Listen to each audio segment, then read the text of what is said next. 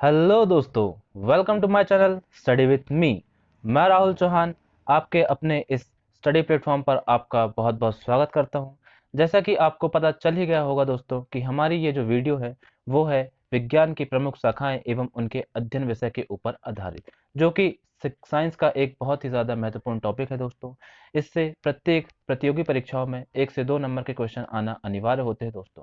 अगर आपने इस छोटी सी वीडियो को पूरा देख लिया दोस्तों तो आपके आने वाली परीक्षाओं में ये बहुत ही ज़्यादा उपयोगी साबित होने वाला है दोस्तों।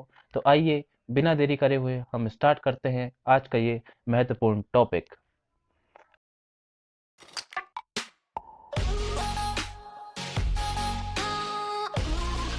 तो पहली शाखा है दोस्तों हमारी साइकोलॉजी। पहली शाखा क्या है दोस्तों हमारी साइकोलॉजी। और साइकोलॉजी के अंतर्गत दोस्तों किसका अध्ययन किया जाता है, तो वो किया जाता है दोस्तों मनोविज्ञान का अध्ययन। क्वेश्चन सीधे डायरेक्ट ऐसे ही पूछ लिया जाता है दोस्तों, बताइए मनोविज्ञान का अध्ययन किस शाखा के अंतर्गत किया जाता है। तो आपका आंसर होगा दोस्तों साइकोलॉजी। या फिर ऐसा पूछ लिया जाए दोस्तों, बताइए साइकोलॉजी के अंतर्गत किसका अध्ययन किया जाता है, तो आपका आंसर होगा दोस्तों मनोविज्ञान का अध्ययन। चलिए आगे बढ़ते हैं दोस्तों। तो आपका अगली शाखा जो है दोस्तों वो है आपकी हॉर्टिकल्चर। अगली शाखा क्या है दोस्तों आपकी, वो है आपकी हॉर्टिकल्चर। और हॉर्टिकल्चर के अंतर्गत दोस्तों आपका किसका अध्ययन किया जाता है, तो वो है आपकी फल फूल व साग सब्जी। किसके अंतर्गत दोस्तों, हॉर्टिकल्चर के अंतर्गत आपकी फल फूल व साग सब्जी उगाने बाग लगाने का अध्ययन किया जाता है दोस्तों। अगली शाखा देखेंगे दोस्तों, वो है आपकी हेमेटोलॉजी। वो क्या है दोस्तों आपकी हेमेटोलॉजी। आपको इनको याद नहीं करना है दोस्तों, आपको बस इस वीडियो को 1 से 2 बार पढ़ लेना है दोस्तों। और जो मैं छोटी छोटी ट्रिक बताऊंगा दोस्तों उनको भी आपको ध्यान से सुनना है। अब जैसे यहाँ पर वर्ड दिया है दोस्तों क्या, हेमेटोलॉजी। तो जहां भी आपको हिम वर्ड नजर आए दोस्तों, हिम वर्ड नजर आए दोस्तों, तो वो हमेशा किससे संबंधित होता है दोस्तों, तो हिम का मतलब ही होता है दोस्तों रक्त। हिम का मतलब भी क्या होता है दोस्तों, तो हिम का मतलब ही होता है दोस्तों रक्त। तो हेमेटोलॉजी के अंतर्गत दोस्तों आपका रक्त एवं उससे संबंधित विषयों का अध्ययन किया जाता है। तो किसका अध्ययन किया जाता है दोस्तों हेमेटोलॉजी के अंतर्गत, तो वो होगा आपका रक्त एवं संबंधित विषयों का अध्ययन। अगली शाखा है दोस्तों आपकी, वो है हिस्टोलॉजी। अगली क्या है दोस्तों शाखा आपकी, वो है हिस्टोलॉजी। उसके अंतर्गत दोस्तों ऊतकों का अध्ययन किया जाता है। हिस्टोलॉजी के अंतर्गत दोस्तों ऊतकों का अध्ययन किया जाता है दोस्तों। ये बहुत ही ज़्यादा इंपॉर्टेंट क्वेश्चन बन जाता है दोस्तों आपकी परीक्षाओं के लिए। हिस्टोलॉजी दोस्तों बार बार पूछा गया है दोस्तों, तो इसे आपको बिल्कुल अच्छे से याद करना है। हिस्टोलॉजी का अध्ययन दोस्तों क्या कहलाता है दोस्तों, ऊतकों का अध्ययन हिस्टोलॉजी कहलाता है। क्वेश्चन घुमा के पूछ लिया जाता है दोस्तों, ऐसा पूछा जाता है कि बताइए ऊतकों का अध्ययन क्या कहलाता है, तो ऊतकों का अध्ययन दोस्तों आपका हिस्टोलॉजी होगा। तो अगली शाखा देखते हैं दोस्तों, वो है साइटोलॉजी। वो क्या है दोस्तों आपकी, वो है आपकी साइटोलॉजी।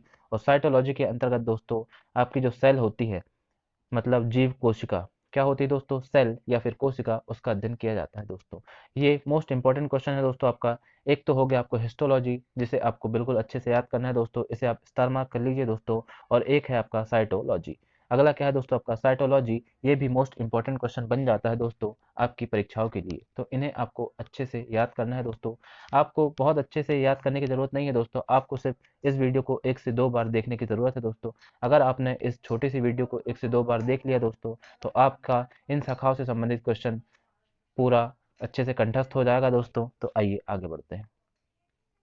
अब अगला है दोस्तों आपका विटिकल्चर। अगला क्या है दोस्तों आपका, अगला है आपका विटिकल्चर। और विटिकल्चर किससे संबंधित है दोस्तों, तो विटिकल्चर है आपकी अंगूर की खेती से। आपने एक गाना भी सुना होगा दोस्तों, अंगूर की बेटी। तो इसे आप ट्रिक समझें या कुछ और याद करने के लिए दोस्तों आप ऐसे भी याद कर सकते हैं कि अंगूर की बेटी, तो बेटी से बन जाएगा आपका विटिकल्चर। और विटिकल्चर किससे संबंधित हो जाएगा दोस्तों, आपका अंगूर की खेती से। चलिए आगे देखते हैं दोस्तों, मिनरेलोलॉजी। ये क्या है दोस्तों आपका, ये है आपका मिनरेलोलॉजी। ये थोड़ा मिसप्रिंट हो चुका है दोस्तों, इसको आपको करेक्ट कर लेना है। ये है आपका मिनरेलोलॉजी। तो मिनरेलोलॉजी के अंतर्गत दोस्तों खनिजों का अध्ययन। तो खनिज का मतलब क्या होता है दोस्तों, तो खनिज का इंग्लिश नेम ही होता है दोस्तों मिनरल। तो मिनरल का अध्ययन क्या कहलाएगा आपका, तो मिनरल का अध्ययन कहलाएगा दोस्तों आपका मिनरेलोलॉजी। चलिए आगे देखते हैं। अगला है दोस्तों आपका माइक्रोलॉजी। अगला क्या है दोस्तों आपका, तो अगला है आपका माइक्रोलॉजी। और माइक्रोलॉजी के अंतर्गत दोस्तों फफूंद। फफूंद को एक नाम और है दोस्तों, उसे आप कवक भी बोल सकते हैं। क्या बोल सकते हैं दोस्तों, कवक। तो माइक्रोलॉजी के अंतर्गत फफूंद या फिर कवक का अध्ययन किया जाता है दोस्तों।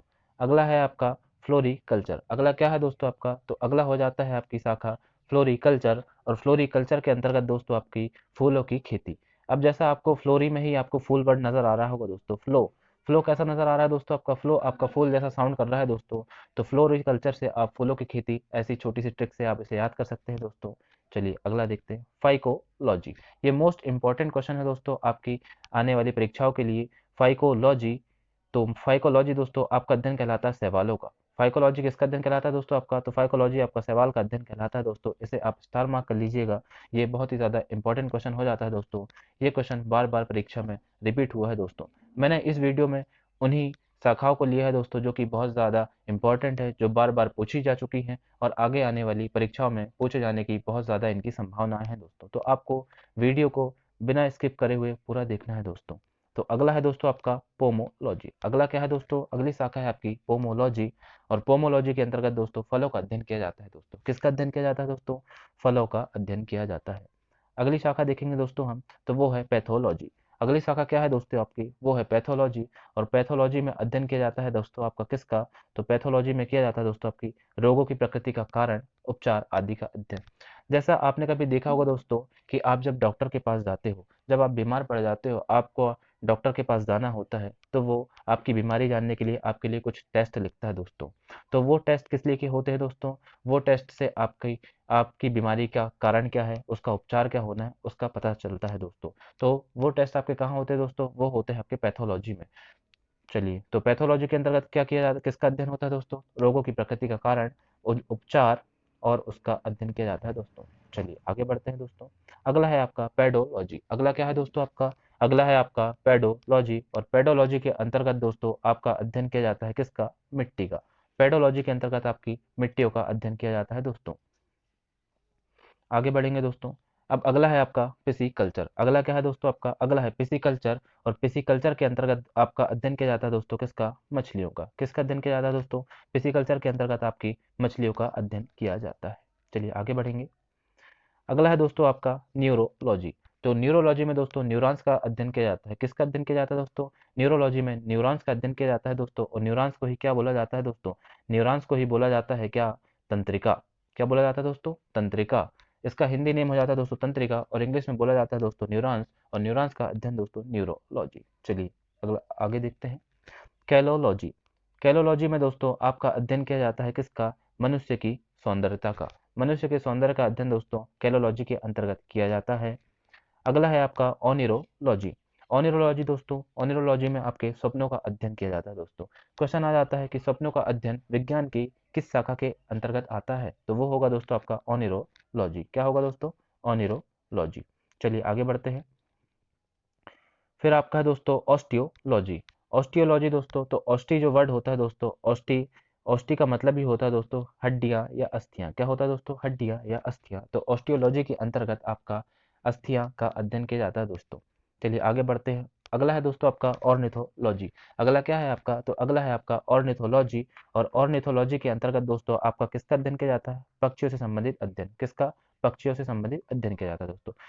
ये आपके लिए बहुत ही ज़्यादा महत्वपूर्ण हो सकता है दोस्तों, क्योंकि ये बार बार परीक्षा में आया हुआ है और आगे आने की संभावना भी है। तो आपको ऑर्निथोलॉजी और ऑनिरोलॉजी में दोस्तों कंफ्यूज नहीं कर जाना है। ऑनिरोलॉजी में आपका स्वप्नों का अध्ययन होता है दोस्तों, और ऑर्निथोलॉजी में आपका पक्षियों से संबंधित अध्ययन होता है दोस्तों। तो इसको आपको बिल्कुल कंफ्यूजन नहीं करना है दोस्तों। ऑनिरोलॉजी और ऑर्निथोलॉजी दोनों अलग अलग शाखाएं हैं। ऑनिरोलॉजी में स्वप्नों का अध्ययन होता है दोस्तों, और ऑर्निथोलॉजी में पक्षियों से संबंधित अध्ययन होता है दोस्तों। चलिए आगे बढ़ेंगे। अगला है दोस्तों आपका एंटोमोलॉजी। अगला क्या है आपका, तो अगला है आपका एंटोमोलॉजी। और एंटोमोलॉजी में अध्ययन किया जाता है दोस्तों आपका किसका, एंटोमोलॉजी में आपका कीटों का अध्ययन किया जाता है दोस्तों। किसका, कीटों का अध्ययन किया जाता है। चलिए आगे देखेंगे। आगे है आपका एस्ट्रोनॉमी। तो एस्ट्रोनॉमी में दोस्तों खगोलीय पिंडों का अध्ययन होता है दोस्तों। किसका अध्ययन होता है एस्ट्रोनॉमी के अंतर्गत, तो एस्ट्रोनॉमी के अंतर्गत दोस्तों आपका खगोलीय पिंडों का अध्ययन किया जाता है दोस्तों। किसका, खगोलीय पिंडों का। तो इसे भी आपको बहुत अच्छे से याद रखना है दोस्तों, ये भी आपके लिए मोस्ट आईएमपी क्वेश्चन बन जाता है। चलिए आगे देखेंगे। एपीकल्चर। तो एपीकल्चर में किसका अध्ययन किया जाता है दोस्तों, तो एपीकल्चर के अंतर्गत मधुमक्खियों का अध्ययन किया जाता है दोस्तों। किसका, मधुमक्खियों का अध्ययन किया जाता है दोस्तों। चलिए अगला देखेंगे। अगला और आपका अंतिम प्रश्न बचा है दोस्तों जेरेंटोलॉजी। क्या है आपकी अंतिम शाखा, जो है जेरेंटोलॉजी। और जेरेंटोलॉजी के अंतर्गत दोस्तों किसका अध्ययन किया जाता है, तो वो किया जाता है वृद्धावस्था की समस्याओं का अध्ययन। वृद्धावस्था का अध्ययन दोस्तों जेरेंटोलॉजी के अंतर्गत किया जाता है। इसे आप ट्रिक से भी याद कर सकते हैं दोस्तों कि अगर जिसकी अवस्था वृद्ध हो जाती है दोस्तों, जो वृद्ध लोग होते हैं वो कैसे हो जाते हैं, तो अगर हम देहाती भाषा में बात करें तो वो हो जाता है आपकी जर्जर। कैसे हो जाते हैं दोस्तों? जर्जर। और जर्जर से बनेगा आपका जेरंटोलॉजी, और जेरंटोलॉजी है तो जेरंटोलॉजी कौन हो जाता है? तो वृद्ध अवस्था में आपकी बॉडी जर्जर हो जाती है दोस्तों, तो वृद्ध अवस्था का अध्ययन किया जाता है। तो ये कुछ महत्वपूर्ण शाखाएं थी दोस्तों जो मैंने आपको याद कराने की कोशिश की है। अगर आपने इस वीडियो को 1 से 2 बार देख लिया दोस्तों, तो आपसे इन इस टॉपिक से क्वेश्चन बाहर नहीं जाएगा दोस्तों, और आपके आगे आने वाली परीक्षाओं में ये बहुत ही उपयोगी साबित होने वाला है दोस्तों। अगर आपने वीडियो को पूरा देखा हुआ दोस्तों, तो आशा है आपको वीडियो पसंद आई होगी दोस्तों। अगर आपको मेरी कोशिश पसंद आई है तो प्लीज़ लाइक करें और सब्सक्राइब करें। थैंक यू सो मच दोस्तों, धन्यवाद। जय हिंद, जय भारत।